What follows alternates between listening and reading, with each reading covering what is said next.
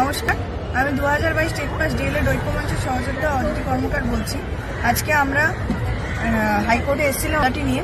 মাধ্যমিক পরীক্ষার ইস্যু দেখিয়ে আমাদের মামলাটি খারিজ করা হয়নি, কিন্তু আমাদের 12টা থেকে 5টা 11ই ফেব্রুয়ারি এই ডেটটিতে সিজিও কমপ্লেক্সের কাছে বিকাশ ভবনের পেছনে একটি জায়গায় আমাদেরকে বসার অনুমতি দেওয়া হয়েছে। তো আমি একটাই কথা বলবো, এই 12টা থেকে 5টা 11ই ফেব্রুয়ারি যে সময়টা দেওয়া হয়েছে, এই সময়টার আমরা সদ্ব্যবহার করব। আমরা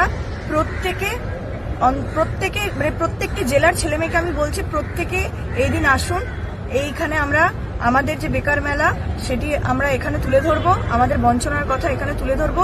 সরকার আমাদের প্রতি এই 7 বছর ধরে যে বঞ্চনা করছে টেট পাস করার পরে, সেটি আমরা প্রত্যেকটি নিউজ চ্যানেল এবং প্রত্যেকটি নিউজ পেপারের কাছে এটি তুলে ধরবো।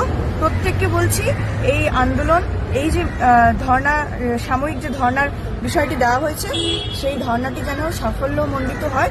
এবং প্রত্যেককে আমি হাত জোর করে অনুরোধ করছি, প্রত্যেকে পারলে আসুন এবং অবশ্যই আসুন, আপনার নিজেদের দাবি এইখানে তুলে ধরবেন।